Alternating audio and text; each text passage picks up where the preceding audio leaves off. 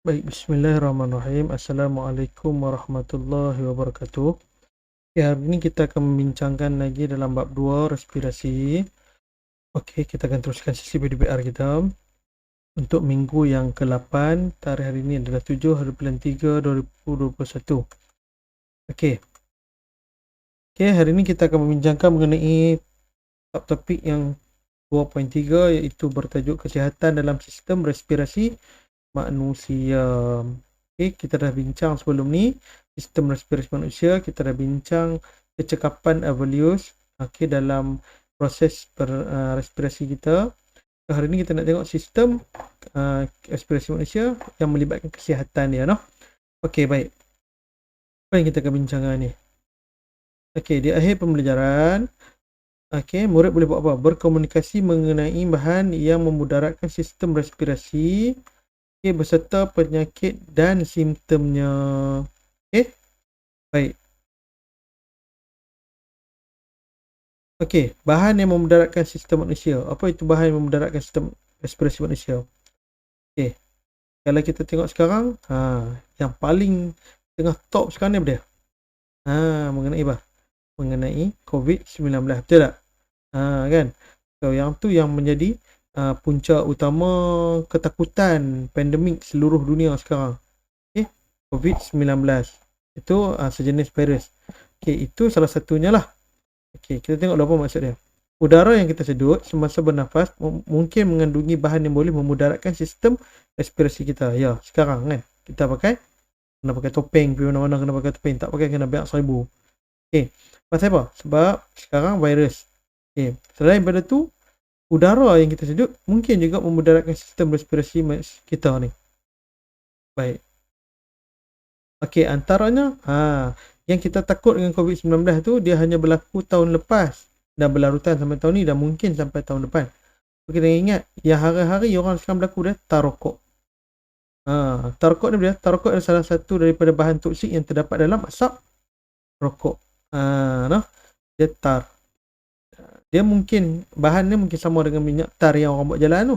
Tapi kuantiti dia tidak sebanyaklah minyak tar tu.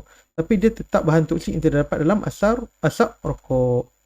Tar rokok dalam udara sedutan melekat dan membunuh sel di dalam laluan pernafasan seperti toraks, faring, epiglottis, laring, bronchus, bronchiole dan alveolus. Dia akan melekat. Patutnya dia bersih.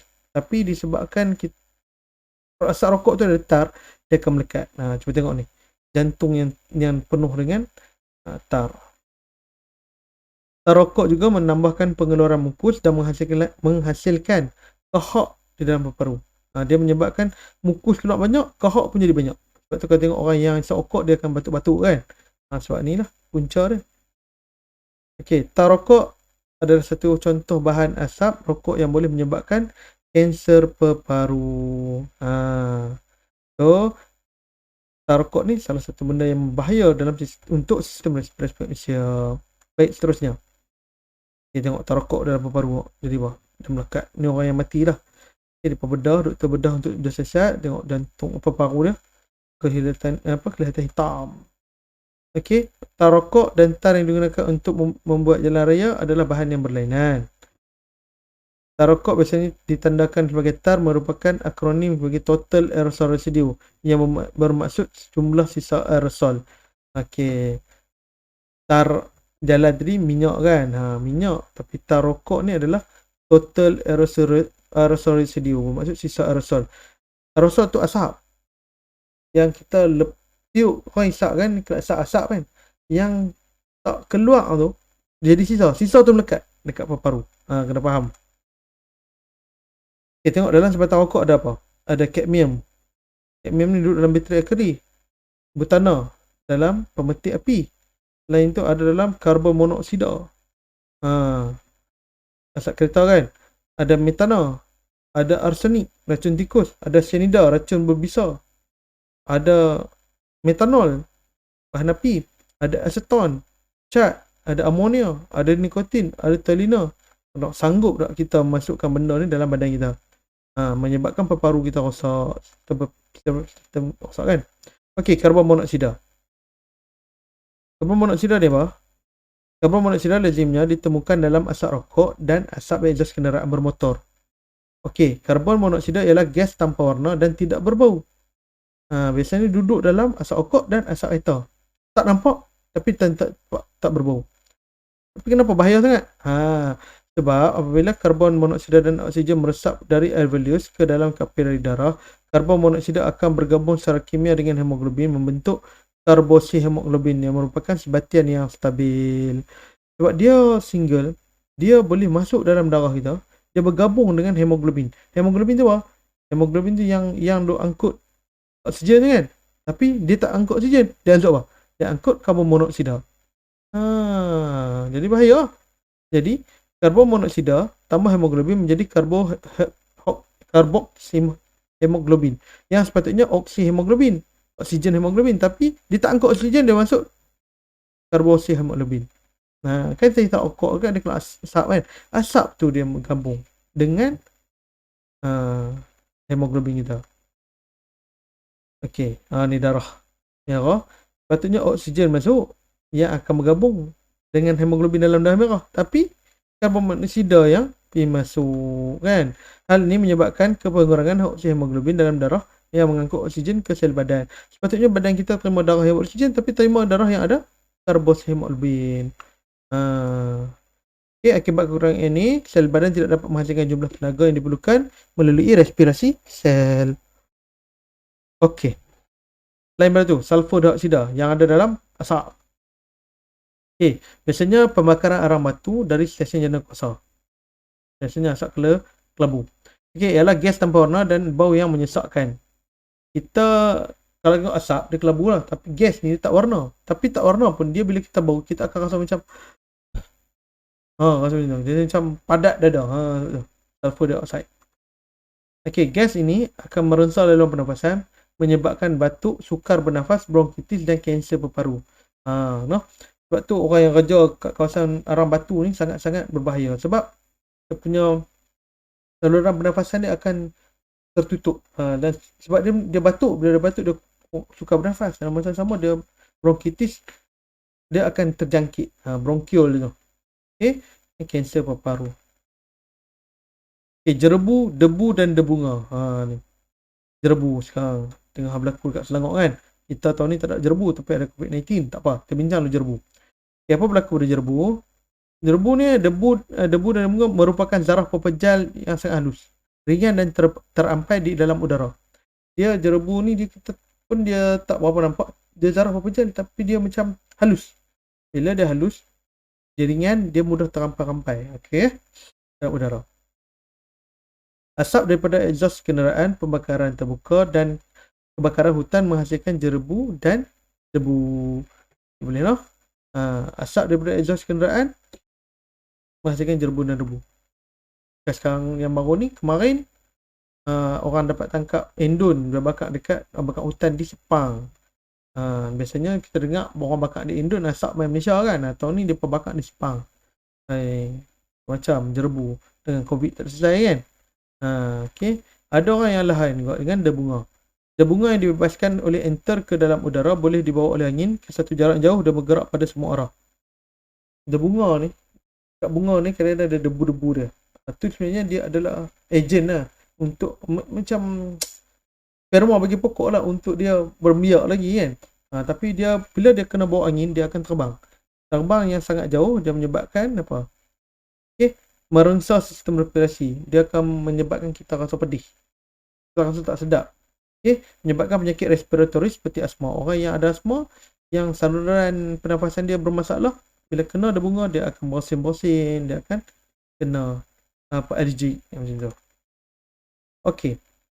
Bila cerita mengenai sistem respirasi, dia ada IPU, indeks pencemaran udara. Okey. Indeks pencemaran udara ni untuk apa? Kita tengok. Okey. Pada 23 Jun 2013, indeks pencemaran udara di Muar, IPU di Muar telah meningkat daripada meningkat bacaan ke 746 pada 7 pagi, yang jauh melebihi julat minimum tahap berbahaya itu 300. Kalau kamu ingat masa jerebu teruk 2013, sekolah habis semua tutup. Sebab masa tu jerebu sampai color kuning. Noh. Tengok bacaan dia 746. Standard 400 saja dah tinggi. Sekarang dah 700 lebih. Sangat-sangat tinggi. Okey, kerajaan isyah darurat Timur dan Ledang. Kemudian ditarik balik pada 25 Jun 2013. Sebab IPU terlalu tinggi sampai kena buat pembenihan hujan kan. Kalau kamu ingat lagi ke, mungkin masa tu kamu sekolah rendah. Okey, orang yang ada penyakit asma, penyakit respiratory dan simptom asma. Asma dirangsang oleh kehadiran debu, debunga, jerebu, asap rokok dan asap daripada eksos kenderaan bermotor, pembakaran terbuka dan kebakaran hutan. Orang yang ada asma, dia tak boleh kena tau debu, debunga, jerebu, asap rokok, asap-asap ni dia tak boleh sebab saluran pernafasan dia sempit. Patutnya saluran pernafasan ni dia lurus. Dia tak ada lengkok-lengkok ni, jadi sempit, dia lengkar-lengkok ni. Nah. Simptom asma termasuklah sesak nafas, semput dan batuk. Kalau kamu tengok orang asma dah nafas dia laju. Okey. Tengah dada ni ada lubang. Tu maksud dia ada, bukan lubang tembus tu, lemur lekuk. Lekuk dekat bahagian bawah dada ni. Tu bermaksud dia dah mula semput dah tu. Okey. Jadi kalau kita tengok gambar ni tadi, orang ni kena apa? Net. Bila kena net, dia akan menyebabkan saluran udara terbuka balik. Dia jadi bintang sempit. Bila kena balik gas ni, kena gas Ventolin ke Serotype ni, menyebabkan saluran darah dia terbuka balik untuk melancarkan pengaliran darah yang bawa oksigen tu. Okey. Kalau bronkitis pula, tadi asma kan, kita tengok saluran sempit. Kalau bronkitis, tengok dia punya apa? Ni ke bronkiol. Bronkiol ni dia punya kawasan airway ni, kawasan udara dia, laluan udara ni pun terjejas, irritated, terhakis. Okey, bronkitis adalah radang bronkus yang disebabkan oleh tar dan bahan perensau dalam asap rokok. Biasanya orang yang kena bronkitis ni orang yang isap rokok. Okey, sebabkan tar ni melekat dekat kawasan bronkiol dia. Bronkus dia. Ni bronkus ni dia penuh. Bila melekat menyebabkan saluran tu jadi sempit lah. Okey. Termasuknya batuk berterusan, tercungak-cungak, tak dapat tidur. Okey. Ni kawasan-kawasan yang melibatkan pernafasan. Bronkus. Okey. Ni tar yang melekat. Ni orang penyakit bronkitis lah. Kalau ni kita sihat, elok je kan. Tapi kalau orang yang ada masalah dengan sokok ni, dia akan melekat tar-tar tu. Patutnya cantik macam ni. Tapi bila melekat dengan sokok, dia akan melekat. Orang macam ni dia akan batuk-batuk, susah bernafas dan sebagainya lah. Okey. Emphysema. Ni penyakit ketiga. Patutnya dia punya evolus ya. Ni tengok tu apa maksud dia. Emphysema ialah keadaan evolus dalam paru-paru dirosakkan oleh bahan berbahaya dalam udara seperti perengsa dalam asap rokok.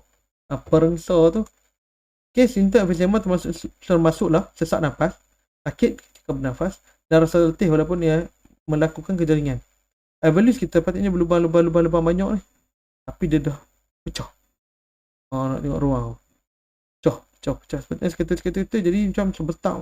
Jadi tak cekap. Dan kita belajar sebenarnya dia banyak. Bila dia banyak, dia akan cekap.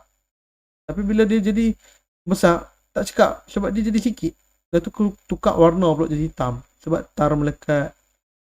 Ada bahan-bahan arsenik lagi. Ada cyanide lagi kan. Melekat menyebabkan evolus ni jadi kotak dan rosak. Okey, tidak dapat dirawat tetapi sistem penyakit ini dapat dikawal. Tak dapat rawat dah no. Tuhan bagi satu sekali lah. Dah rosak lingkup, habislah evolus tu. Ni nak. Cantik je evolus yang cantik. Okey. Tengok. Cantik kan. Tapi yang ni nampak tak elok. Lubang nampak pecah-pecah. Nampak tak elok dia punya paru dia. Apa ni evolus dia. Ni paru Okey, yang sihat ni yang lemah, yang tak elok. Dia punya ruang udara dia tak bagus.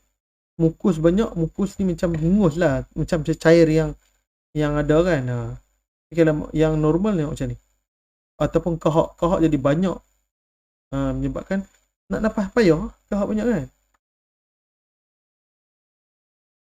Okey, kanser paru-paru. Kanser paru-paru ni hebat lagi lah. Kanser paru-paru disebabkan bahan kimia penyebab kanser dikenali sebagai karsinogen. Okay. Bahan kimia ini disedut semasa bernafas. Asap rokok mengandungi pelbagai karsinogen, contohnya tar yang boleh menyebabkan kanser paru-paru. Pernafasan, bila kita bernafas ni ada benda-benda yang menyebabkan kita boleh terkena kanser. Salah satunya paling besar adalah rokok lah. Adalah sebab-sebab lain, orang yang kerja kilang yang melibatkan asap. Plastik, asap plastik lah, asap macam-macam jenis asap pun akan menyebabkan jadi kanser ni Okey. Simptom kanser paru-paru termasuklah batuk berterusan, kahak berdarah dan rasa sakit semasa bernafas. Okey.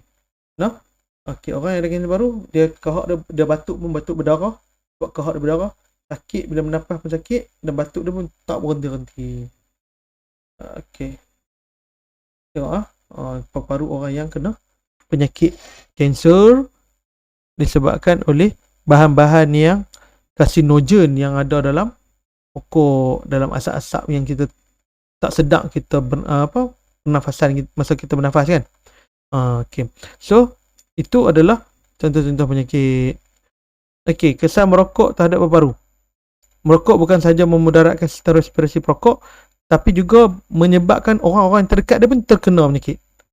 Okey, seseorang tidak merokok tetapi menyedut asap rokok dikenali sebagai perokok pasif. Kita tak rokok, tapi kita duduk dekat dengan orang merokok. Jadi kita pun terkena lah asap rokok tu dipanggil perokok pasif. Kesan asap rokok yang memudaratkan sistem respirasi manusia bukan saja berlaku dalam badan perokok, tetapi juga berlaku dalam badan perokok pasif. Kita tak rokok, tapi kita duduk kawan dengan orang yang merokok, menyebabkan kita pun kena asap rokok tu. Jadi kita jadi perokok pasif. Bukan tak pergi kawan dengan orang merokok, boleh kawan, tapi kalau dia merokok kita belah. Masa dia merokok kita belah. Tu cara dia. Okay, so saya ingat ini perbincangan kita mengenai kesihatan paru-paru kita. Kita ada penyakit yang menyebabkan kita susah nafas, asma. Kita ada kanser paru-paru dan sebagai banyak yang kita bincang tadi. So, yang kita patut tahulah. So, antara faktor yang terbesar menyebabkan penyakit-penyakit ini adalah rokok. So, kalau ada kawan-kawan kamu, adik-beradik kamu, ayah, mak kamu, tok-tokan kamu yang merokok, nasihatlah mereka supaya jangan merokok. Sebab mereka bukan saja membahayakan diri mereka, tapi membahayakan diri kita yang berkawan, yang rapat dengan mereka. Macam tu lah. Sebab tu, kalau ikut undang-undang, orang yang isap rokok tak boleh duduk di kedai makan. Okay? Dia mesti 3 meter hingga 10 meter daripada kedai makan. Tengok, kalau sekarang COVID-19, kamu kena jarak 1 meter 1 meter. Kalau ikut perokok ni, dia nak duduk mesti jauh lagi pada tu. Sebab dia asap. Tapi COVID-19 ni, bila kita pakai topeng, insya-Allah selamat. Okay, dengan jarak 1 meter, dengan pakai topeng kan, elakkan persentuhan dan sebagainya. Okay. Tapi dia bersifat sementara. Tapi perokok ni sampai bila-bila apa dah. Masa COVID ada apa dia isap rokok. COVID tak ada boleh isap rokok. Itu bahayanya lah. Okay, baik. Saya ingat itu saja perbincangan kita hari ini. Barang soalan boleh tanya lagi dalam grup. Okay. Apa-apa yang tidak faham boleh terus tanya saya. InsyaAllah, saya harap kamu dapat memahami sesi PDPR kita hari ini. Sebarang kesulitan amat saya kesalilah. Okay. Saya harap kamu gembiralah dengan sesi PDPR yang kita yang kita buat selama ni. Kalau rasa nak tukar, nanti habaklah cara mana yang sesuai. Okay. Saya harap kamu dapat memahami sesi pembelajaran kita. Semoga Allah permudahkan urusan kita semua, insyaAllah. Baik, kita jumpa lagi dalam sesi PDPR yang seterusnya lepas ni. Okay, Assalamualaikum warahmatullahi wabarakatuh.